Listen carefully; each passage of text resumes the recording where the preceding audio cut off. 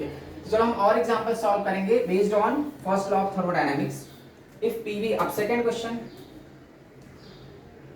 मतलब हमारा ग्राफ ऐसा है, दिस इज पीवी ग्राफ। जो मैं स्केल ले रहा हूं वो मैं मीटर मतलब ऐसा यूनिट में ले रहा हूं, इसको मीटर क्यूब में ले रहा हूं और इसका हमारा न्यूटन पर metre square. Now, if a gas is expanded, sorry, this process is represented like this, A and B. जो प्रेशर यहाँ पे 10 था, यहाँ पे प्रेशर चेंज होके 40 हो गया एंड इट्स वॉल्यूम इज 10। तो पहले ग्राफ देख के आइडेंटिफाई करोगे ये कौन सा प्रोसेस है। तो देखो ये जो ग्राफ A to B जा रहा है तो इसमें वॉल्यूम चेंज नहीं हो रहा है। वॉल्यूम जो 10 मीटर क्यूब था दोनों के लिए, दोनों पॉइंट्स में 10 मीटर क्यूब ही है, मतलब there is no change in volume.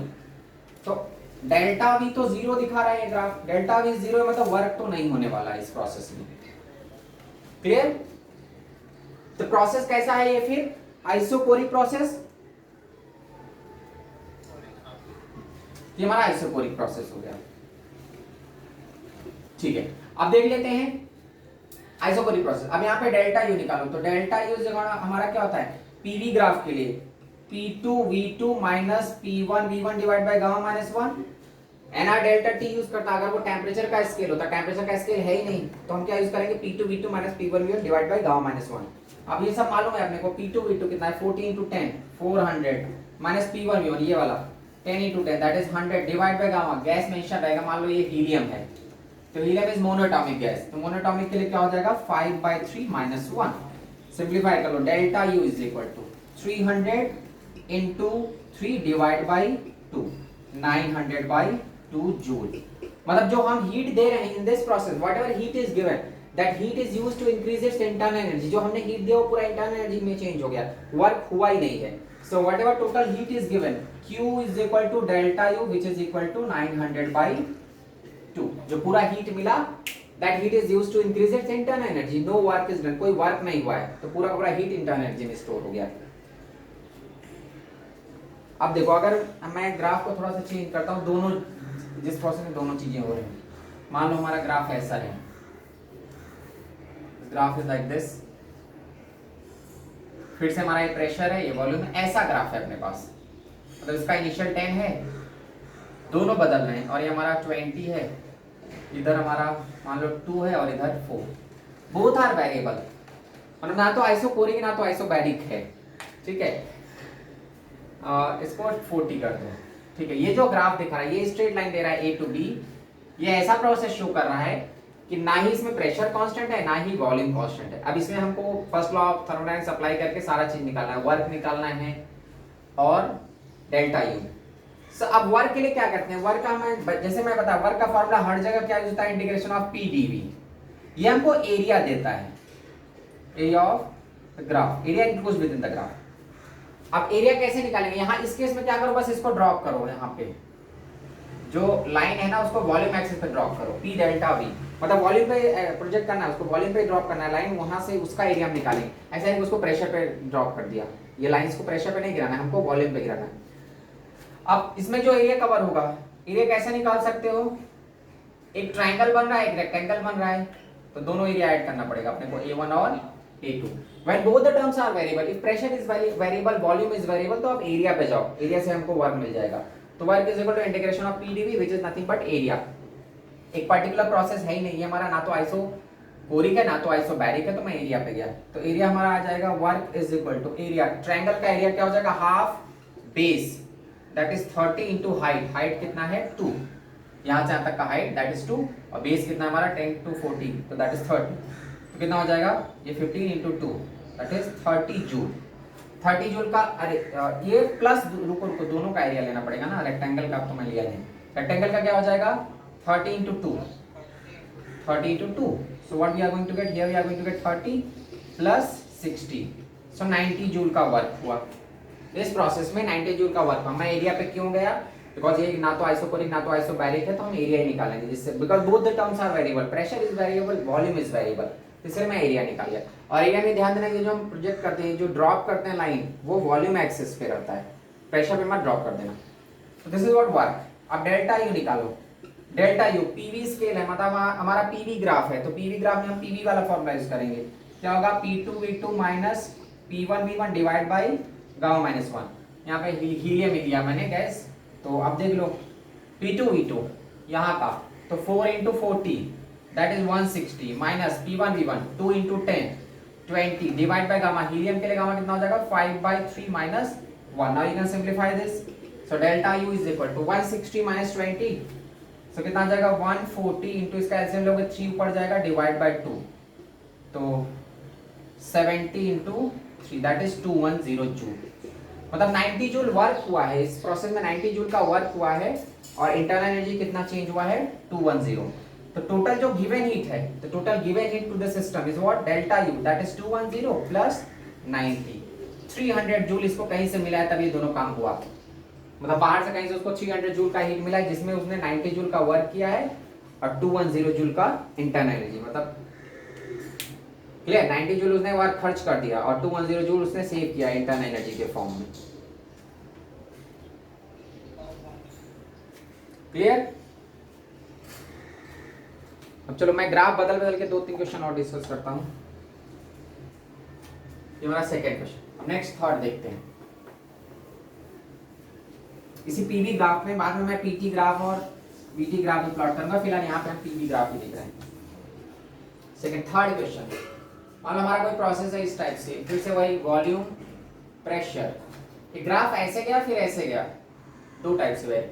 पहले चलो सिंपल लेते हैं. तो ऐसे गया प्रोसेस फिर ऐसे गया, A to B and B to C. ठीक है, यहाँ पे प्रेशर है हमारा 4, वॉल्यूम इनिशियल 10 था, यहाँ पे 20 है. So you have to find the total change in internal energy. इस प्रोसेस में total change in internal energy, total work सब कुछ निकालना है. तो दो बार हो रहा है ना, यहाँ से A to B, दो प्रोसेस है A to B and B to C.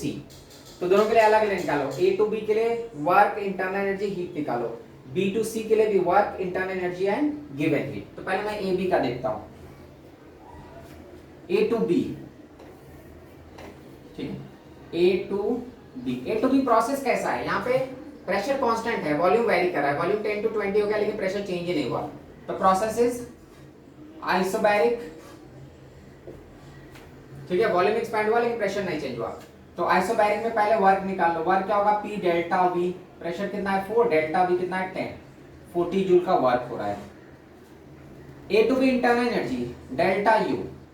So delta U वही हमारा पीवी ग्राफ है, तो P2 V2 minus P1 V1, P2 V2 minus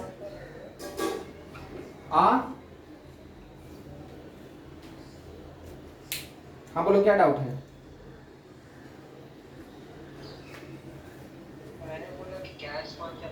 अच्छा, यहाँ पे मैंने मेंशन किया ना हाइड्रोजन गैस, वो जब गामा आता तब मुझे याद आता है यहाँ पे गैस मेंशन.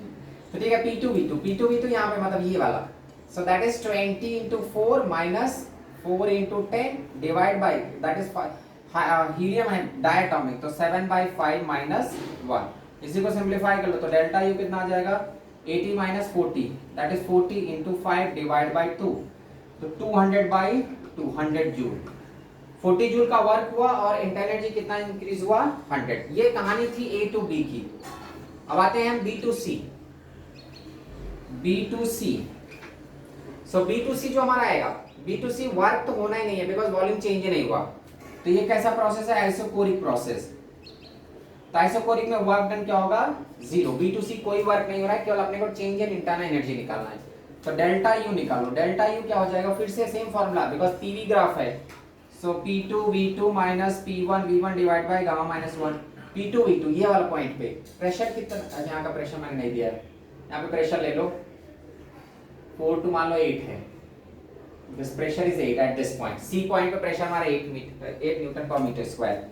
तो P2 V2 हमारा कितना हो जाएगा 8 into 20 minus 4 into 20 divide by that 7/5 minus 1.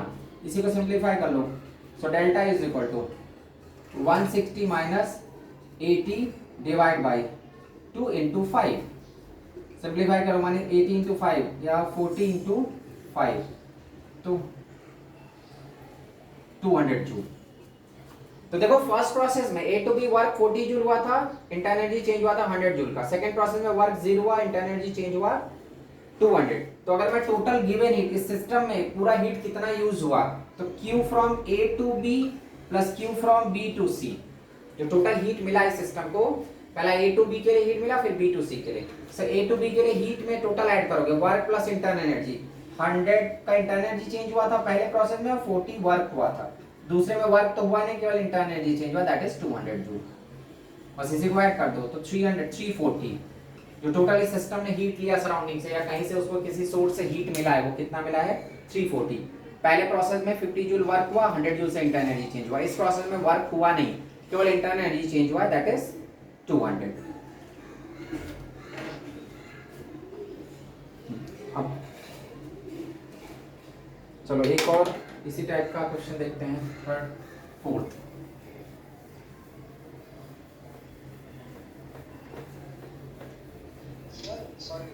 पहले ग्राफ में P2 क्या दिया था? 8 प्रेशर 8 था उसमें, मैं पहले भूल गया था, बाद में मैंने लिखा 8 मीटर न्यूटन पर मीटर स्क्वायर। हाँ 8।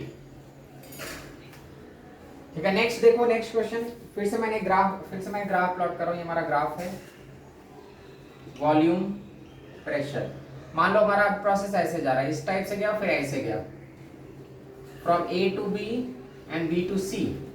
यहाँ पे प्रेशर हमारा वॉल्यूम है 4, वॉल्यूम 10 ले लो, 20, और यहाँ पे वॉल्यूम है 30।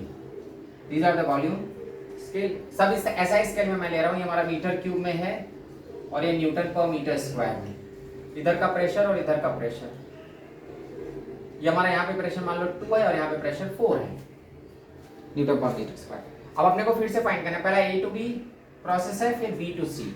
अपने को टोटल फाइंड करना है कितना वर्क हो रहा है, कितना हीट ले रहा है सिस्टम से, सब दोनों प्रोसेस के लिए। तो देखो पहला प्रोसेस ए टू बी, देखो हम अलग अलग कैलकुलेट करेंगे। ए टू बी प्रोसेस कैसा है, वॉल्यूम चेंज हो रहा है, प्रेशर चेंज नहीं हो रहा है, तो आइसोबैरिक प्रोसेस है।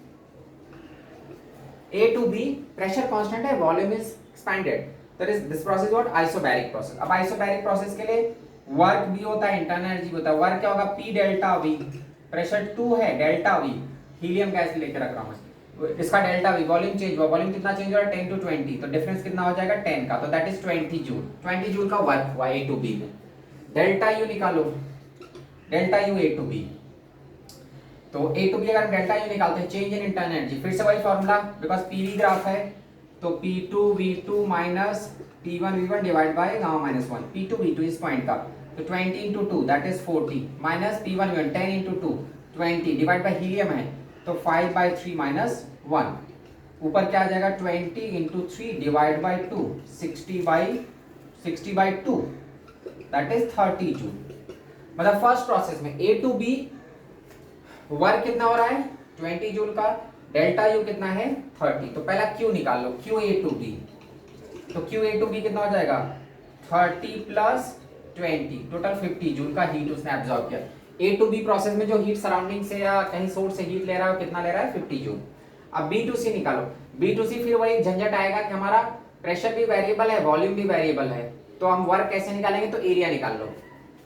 यहां से इसको प्रोजेक्ट ड्रॉप कर दो, दो पार्ट में डिवाइड हो गया। तो अब देखो B to C to find the work find the area, because pressure and volume both are variable, तो इसका एरिया निकालो। एरिया कैसा हो जाएगा A1 प्लस A2, तो work is equal to A1 plus A2, first इस ट्राइंगल का, ये हमारा A1 है, ये रेक्टेंगल A2, तो A1 प्लस A2, A1 कितना हो जाएगा हाफ बेस, बेस कितना है 10, हाइट कितना है 2, प्लस A2, ये जो हमारा रेक्टेंगल बन रहा है, तो इसका कितना है 10 into 2, तो 10 into 2 सिंप्लीफाई कर लो, हाफ ऑफ कट गया 10 प्लस 20 30 जूल। B2C वर्क कितना हो रहा है 30 जूल। अब डेल्टा U निकालो, डेल्टा U फ्रॉम B2C, तो फिर से PV ग्राफ है, तो P2V2 वाला formula, P2V2 minus P1V1 divide by gamma minus 1, तो डेल्टा U P2V2 इस पॉइंट का प्रेशर 4 है, वॉल्यूम 30 है, तो 120 माइनस P1V1 ये पॉइंट 2 और 20 है, तो that is 40 divide by helium gas है, so gamma is what 5/3 monatomic minus 1, तो delta U is equal to 120 minus 40, तो कितना हो जाएगा 80 into 3 डिवाइड बाय 2, 40 into 3, तो 120 जूल। अब यहाँ पे Q निकालो, तो वर्क प्लस 120 प्लस 30 कितना हो जाएगा 150, मतलब पहला प्रोसेस ए बी में हीट कितना उसने एब्जॉर्ब किया था 50, और बी सी के लिए हीट कितना लिया सराउंडिंग से 150, तो टोटल हीट क्या हो जाएगा Q A B plus Q B C, दोनों को ऐड कर लो तो ए बी कितना है 50 और बी सी कितना है 150, तो 200 जूल का टोटल हीट। इस प्रोसेस में जो टोटल हीट एब्जॉर्ब हुआ सराउंडिंग से या किसी सोर्स से, वो कितना हीट एब्जॉर्ब किया 200 जूल।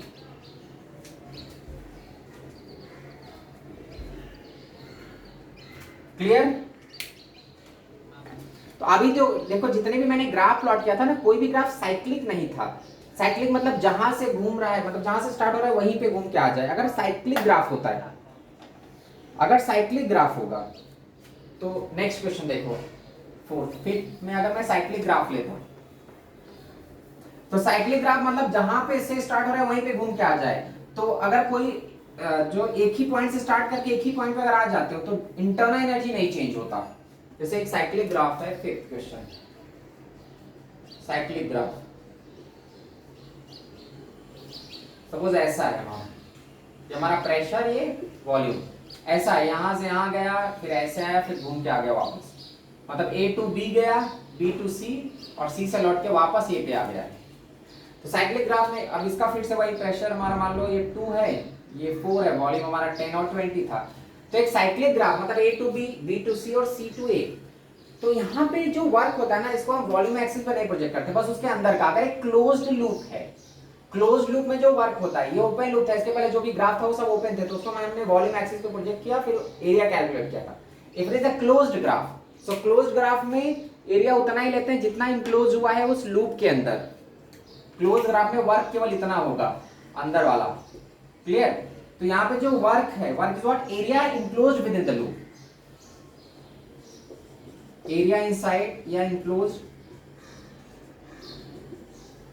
विद इन लूप या साइकिल। उस साइकिल के अंदर कितना एरिया बोले, दैट इज द वर्क। मतलब बस उसके अंदर का कैलकुलेट करो, बाहर का ऐसा नहीं कि इसको वॉल्यूम में प्रोजेक्ट करके और टोटल निकाल लिया, बस उस ट्रायंगल के अंदर जितना एरिया है दैट इज द वर्क। और डेल्टा यू नहीं होता इस प्रोसेस के लिए। डेल्टा यू क्या होता है, हमारा एक स्टेट फंक्शन होता है। स्टेट फंक्शन मतलब तुम ए से स्टार्ट करके बी पे गए, अलग अलग प्रोसेस भी तो अलग अलग हो, लेकिन A to B, B to C, C to वापस ए पे आ गए ना। तो अगर तुम लौट के ए पे आ जाते हो तो इंटरनल एनर्जी वापस वही मिल जाएगी। तो for a closed loop, because it is you, internal energy is state function, internal energy is state function. ये रास्ते पे डिपेंड नहीं करता, ये पॉइंट्स पे डिपेंड करता है, स्टेट पे डिपेंड करता है। तो जब घूम फिर के तुम वापस ए पे आ गए तो ये स्टेट फंक्शन होता है, तो डेल्टा यू 0 हो गया। हाँ, रास्ते के जैसे ए टू बी आएगा, अगर ए टू बी कैलकुलेट करते हो तो इंटरनल एनर्जी आएगा वही P two V two minus P one V one, B to C भी आएगा, सी टू ए भी आएगा। अब इस प्रोसेस के लिए भी अलग अलग तीनों के लिए मैं निकाल सकता हूँ, वर्क में निकाल सकता हूँ, डेल्टा यू भी निकाल, सब कुछ निकाल सकते हो।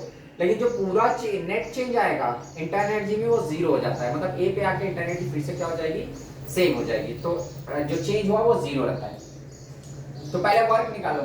वर्क याद रखना पाथ फंक्शन होता है। वर्क रास्ते पे डिपेंड करता है कि किस रास्ते से एक्सपेंशन हुआ है, लेकिन डेल्टा यू पाथ पे डिपेंड ही नहीं करता, वो केवल स्टेट पे डिपेंड करता है। तो वर्क क्या हो जाएगा, हाफ बेस, बेस कितना है हमारा 10 और हाइट कितना है 2, so that is just 10 joule. और डेल्टा यू कितना है 0 फॉर अ क्लोज्ड लूप। मैं पूरे प्रोसेस के लिए निकाल रहा हूँ। अलग अलग तुम चाहोगे, तुम एबी के लिए निकालोगे ना, तो तुम एबी के लिए अलग से निकाल सकते हो वर्क, इंटरनल एनर्जी, बीसी के लिए भी वर्क, इंटरनल एनर्जी, सीए के लिए भी वर्क और इंटरनल एनर्जी सेपरेटली कैलकुलेट कर सकते हैं, वही जैसे हम पहले करते थे। लेकिन अगर पूरा इंटरनल एनर्जी ऐड करोगे, देखोगे लास्ट में 0 ही आएगा चेंज इन इंटरनल एनर्जी। तो चेंज इन इंटरनल एनर्जी हमारा 0 है। तो जो टोटल हीट गया इस सिस्टम में, हीट क्या हो जाएगा, delta U plus W. Delta U तो गया ही नहीं बिकॉज क्लोज्ड लूप है, and work is what 10 joule. तो work is a path function and internal energy is a state function. Internal energy हमारा एक स्टेट फंक्शन है। अगर एक साइक्लिक प्रोसेस होता है, तुम ए से स्टार्ट करके वापस ए पे आ गए हो, तो एक क्लोज्ड लूप बन गया। क्लोज्ड लूप के अंदर जो एरिया कवर होगा that is the work done. लेकिन इंटरनल एनर्जी में कोई चेंज नहीं है बिकॉज तुम घूम फिर के वापस ए पे ही आ गए हो। और हाँ, साइकिल में ध्यान देना, अगर साइकिल क्लॉकवाइज है तो वर्क पॉजिटिव होता है, और साइकिल अगर एंटी क्लॉकवाइज होता है तो वर्क नेगेटिव होता है। क्लॉकवाइज साइकिल यहाँ पे मैं लिख दे रहा हूं, क्लॉकवाइज साइकिल है तो वर्क, हाँ वर्क पॉजिटिव। अगर एंटी क्लॉकवाइज है, एंटी क्लॉकवाइज साइकिल, तो वर्क नेगेटिव। तो for clockwise cycle work positive, for anti clockwise cycle जो हमारा प्रोसेस अगर वो एंटी क्लॉकवाइज है तो वर्क नेगेटिव आता है, मतलब जो भी एरिया निकालोगे उसको नेगेटिव कर दोगे। जैसे नेक्स्ट क्वेश्चन में मैं दिखाता हूँ।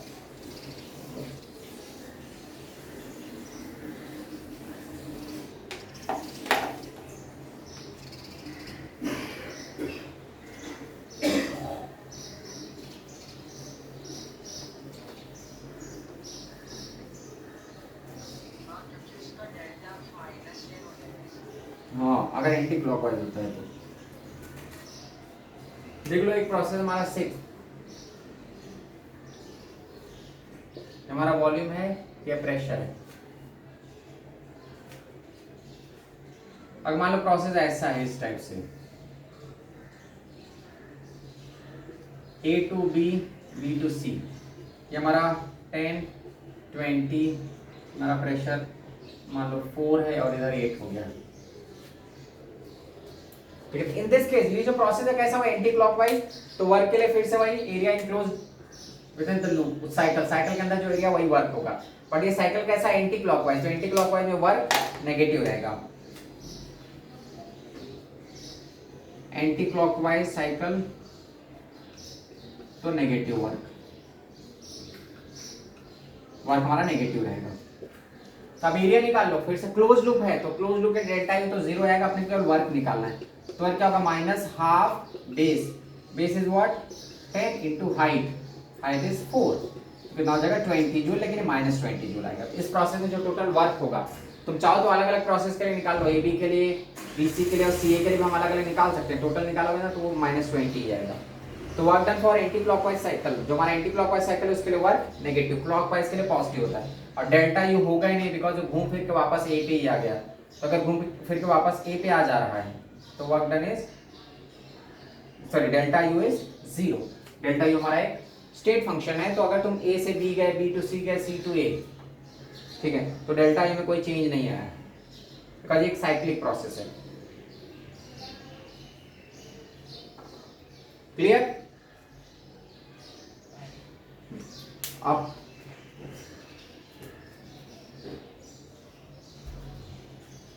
अगर मान लो इसी ग्राफ में क्लॉकवाइज एंटी क्लॉकवाइज दोनों दिया रहता साथ में, 7th क्वेश्चन देखते हैं। अगर एक ही हमारा ग्राफ है उसमें दोनों ही दिखा रहा है, प्रेशर एंड वॉल्यूम है, ऐसे प्रोसेस है,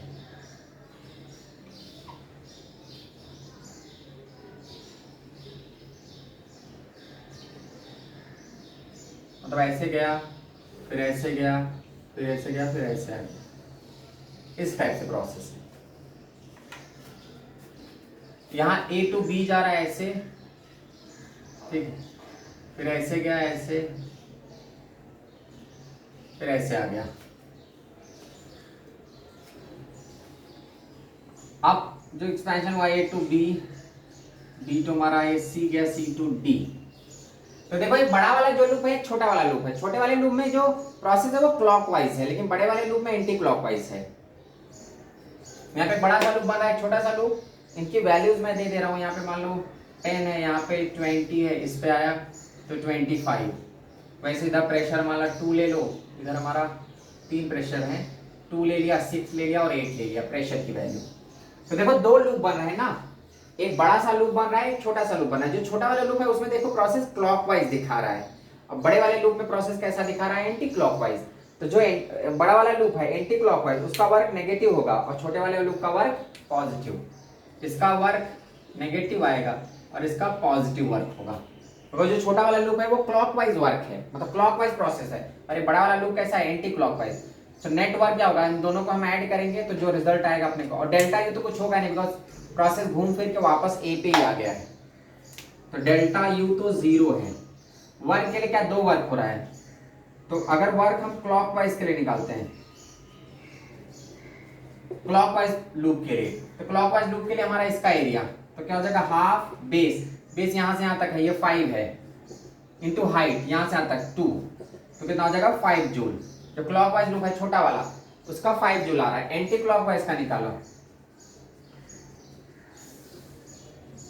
एंटी क्लॉकवाइज लूप ये वाले लूप में तो इसमें क्या होगा? हाँ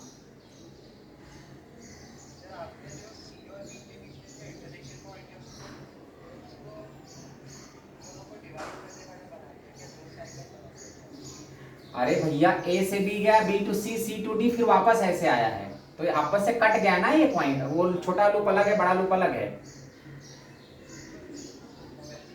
क्लियर? तो जो छोटा वाला लूप है वो क्लॉकवाइज में है और बड़ा वाला लूप किसमें है? एंटी क्लॉकवाइज में। तो जो क्लॉकवाइज में है, क्लॉकवाइज में लूप रहता है तो वर्क पॉजिटिव, एंटी क्लॉकवाइज के लिए नेगेटिव।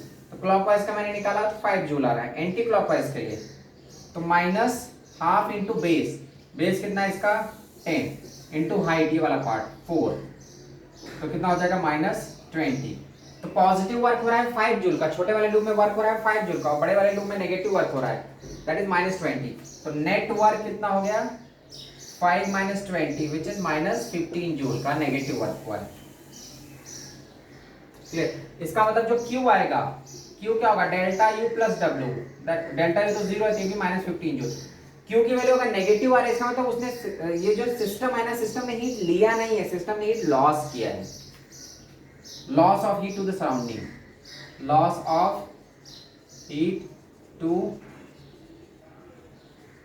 सराउंडिंग। तो यहाँ पे जो हीट है वो लॉस हो रहा है, सराउंडिंग की तरफ हीट जा रहा है। जब डेल्टा क्यू, जब Q की वैल्यू पॉजिटिव आती है, पॉजिटिव मतलब सिस्टम ने हीट खींचा, और अगर नेगेटिव आ रहा है तो सिस्टम में हीट लॉस हुआ।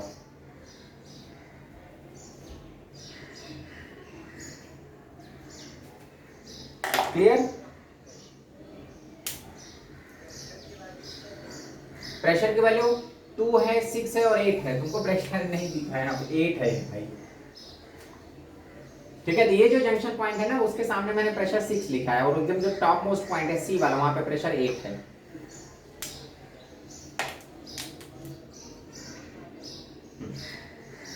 अब देखो, अगर हमारा जो वर्क होता है ना, वर्क पाथ फंक्शन होता है और इंटरनेट स्टेट फंक्शन, जैसे एक ही वर्क करते हो अलग अलग रास्ते से, ये रब कर रहा हूं मैं।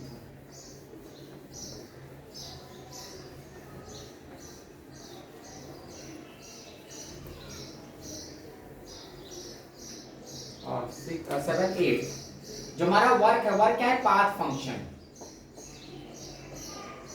जैसे मान लो मैं कोई प्रोसेस लेता हूं, ये हमारा P है, V है, सेम ग्राफ मैं ले रहा हूं, सिमिलर ग्राफ। इसमें जैसे मुझे A से B पे जाना है, ऐसे A से B पे गए, B से C पे गए, और यही मैं A से ऐसे जाके ऐसे भी C पे पहुंच सकता हूं। देखो A से B और B से C, दोनों ग्राफ मैंने प्लॉट किया है, मुझे C पे पहुंचना है। तो देखो A से B गए, B टू C गए, इधर भी हमारा A to B, B to C, तो पहुंच तो वहीं पे रहे हैं, मतलब जो स्केल है वो सेम है। ये हमारा 10 है, ये 20 है, इधर 2 है और इधर 4 है, ये सेम स्केल मैं ले रहा हूँ। 10, ये 20, ये 2 और ये 4। जो ग्राफ है, जो वैल्यूज है A पे वॉल्यूम और B पे, मतलब सेम। मैं A से B गया, B से C पे गया, और इधर मैं A से B जा रहा हूँ, B टू C। तो देखो दोनों रास्ते मैंने बदल दिया है, पहले में मैं इस टाइप से जा रहा हूँ, दूसरे में मैं इस टाइप से। क्लियर? तो वर्क अगर हम निकालते हैं, तो अब देखते हैं वर्क पहुंच तो हम C पे ही रहे, फाइनली तो हम C पे ही पहुंच रहे हैं, तो देखते हैं दोनों में वर्क अलग आता है या सेम आता है। क्लियर? तो पहले केस में वर्क क्या होगा? जो एरिया इंक्लोज होगा, work is nothing but area, ये जो एरिया इंक्लोज हो रहा है, देखो थोड़ा सा एरिया कवर कर रहा है, बस इतना। लेकिन इसमें क्या कर रहा है? ज्यादा एरिया कवर कर रहा है। ठीक है, इतना एरिया कवर हो गया। तो अब देखो, पहले में वर्क निकालो, पहले प्रोसेस में, इसलिए वर्क हमारा पाथ फंक्शन होता है। तुम रास्ता बदल देते हो तो वर्क बदल जाता है। मैं पहुंचा C पे ही, मतलब A टू C ही गया, मैं यहाँ पे भी A टू C गया, मतलब पॉइंट्स तो वही थे लेकिन रास्ता बदल के गया। मैं इधर पहले इससे इस टाइप से गया, वहां पे पर। तो फर्स्ट केस में वर्क निकालो, दोनों प्रोसेस में निकालूंगा। फर्स्ट केस में वर्क, वर्क क्या होगा? एरिया, तो ये एरिया, ये वाला तो लाइन BC तो कुछ एरिया कवर ही नहीं कर रहा है, ये कितना कवर हो रहा है? और 2 × 10 that is 20 joule. Second case में देखो यहाँ पे W2 इस ग्राफ में, अब एरिया कितना हो जाएगा? पूरा ये साइड कितना है? 4, और ये साइड कितना? 10, तो 4 × 10 दैट इज 40 जूल। देखो रास्ता बदल दिया मैंने। अगर हम रास्ता बदल देते हैं तो जो हमारा वर्क है वो अलग अलग आ रहा है, इसके लिए अलग वर्क आ रहा है, इसके लिए मतलब सॉरी, इसके लिए इस ग्राफ के लिए वर्क केवल 20 आया है, इस ग्राफ के लिए वर्क कितना जा रहा है? 40। अब चलो ठीक है, डेल्टा यू की बात करो, इंटरनल एनर्जी। तो वर्क तो पाथ फंक्शन हो गया, अपने को मालूम चल गया भाई, रास्ता बदलने पे वर्क बदल जाता है, इसके लिए अलग वर्क आ रहा है, इसके लिए अलग वर्क आ रहा है। इंटरनल एनर्जी की बात करते हैं। इंटरनल एनर्जी मैंने क्या बोला था, इंटरनल एनर्जी स्टेट फंक्शन है, वो केवल पॉइंट पे डिपेंड करता है, वो रास्ते पे डिपेंड नहीं करता। मतलब अगर ए से तुम सी जाते हो, जितना इंटरनल एनर्जी चेंज होगा चाहे जिस रास्ते से जाओ, वो सेम दोनों के लिए आना चाहिए। मतलब फर्स्ट प्रोसेस में इंटरनल एनर्जी का चेंज और सेकंड प्रोसेस में इंटरनल एनर्जी का चेंज सेम ही आना चाहिए। गैस भी मैं सेम ले रहा हूँ, हीलियम गैस भी ले रहा हूँ। तो देखते हैं पहले केस में, पहले मैं डेल्टा, ये तो वर्क की कहानी खत्म, वर्क मालूम चल गया कि दोनों में रास्ता अलग वर्क अलग, इज ऑफ इंटरनल एनर्जी। पहले delta U A to B निकालो, तो ए टू बी वही P2 V2 minus P1 V1, तो 20 into 2 40 minus 20 divide by gamma, gamma helium है तो हीलियम के लिए क्या हो जाएगा 5/3 minus 1, so that is 20 into 3 60/2 30 joule. मतलब ए टू बी इंटरनल एनर्जी कितना चेंज हुआ 30। बी टू सी भी निकाल लो, बिकॉज आपको टोटल इंटरनल एनर्जी का चेंज है। ए टू बी निकालूंगा, बी टू सी निकालोगे तो P2 V2 that is 4 into 20 80 minus यहाँ 2 इंटू 20 40 डिवाइड बाय फिर से वही 5/3 माइनस 1, तो कितना हो जा रहा है 40 इंटू 3 डिवाइड बाय 2, तो 20 इंटू 3 60। मतलब देखो A to B internal energy कितना चेंज हुआ 30, बी टू सी कितना चेंज हो रहा है 60 जूल। तो टोटल जो डेल्टा यू आएगा वो कितना आ जाएगा 30 प्लस 60 दैट इज 90 जूल। मतलब ए से बी जाने में, बी से सी जाने में जो इस सिस्टम का इंटरनल एनर्जी चेंज हुआ वो कितना चेंज हुआ है, ए टू बी 30 चेंज हुआ, बी टू सी 60 चेंज हुआ। तो total change in internal energy कितना आया ए से सी पहुंचने में 90। यहाँ पे भी देखो वो सेम आएगा।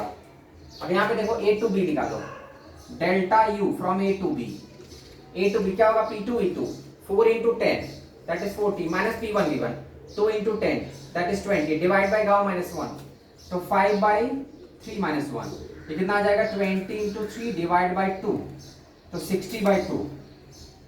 ठीक है, तो 60/2 कितना आ जाएगा 30। क्लियर। ए टू बी, अब बी टू सी निकालो, तो बी टू सी हमारा कितना आ रहा है, और बी टू सी हमारा आएगा फिर से P2 V2 that is 20 into 4 80 minus 20 into 4 minus 4 into 10 40 divide by gamma minus 1 5/3 minus 1, तो फिर से कितना आ जाएगा 40 इंटू 3/2, तो कितना आ रहा है 60। तो देखो सेम आया ना, डेल्टा यू फिर से वही 30 प्लस 60 ही आ रहा है दैट इज 90। तो डेल्टा यू दोनों में सेम आ रहा है। जब मैंने रास्ता बदल दिया तो वर्क बदल गया, इस रास्ते से मैं गया तो वर्क 20 आया था, इस रास्ते से मैं गया बट पहुंचा मैं सी पे ही, तो इस रास्ते से पहुंचा तो यहाँ पे वर्क ज्यादा आ रहा है। लेकिन डेल्टा यू दोनों के लिए सेम है। तुम कॉलेज में मान लो जाते हो कॉलेज में पढ़ने, ठीक है, तो कॉलेज में अगर पढ़ने जाते हो तो तुम मान लो कि मुंबई में हो तो तुम्हारे पास सारी फैसिलिटीज हैं, तुम आराम से पढ़ाई किए, तुम एम्स में सेलेक्ट हो गए, ठीक है, तो तुम एम्स में पहुंचे। कोई लड़का गांव में रहता है, उसके कॉलेज, वहाँ कॉलेज नहीं है, बहुत प्रॉब्लम है, बहुत गरीब है, बहुत फुटपाथ से वो पढ़ के आया बिजली की लाइट में, वो भी एम्स में पहुंचा। तो जब एम्स में पहुंचा ना, तो कौन कितना वर्क किया ये मैटर नहीं करता, तुम्हारा वर्क कम था बिकॉज तुम्हारे पास सारी फैसिलिटीज थी, उसके पास कोई फैसिलिटी नहीं थी, वो फुटपाथ पे सोता था, बहुत वर्क किया तब जाके वो सेलेक्ट हुआ।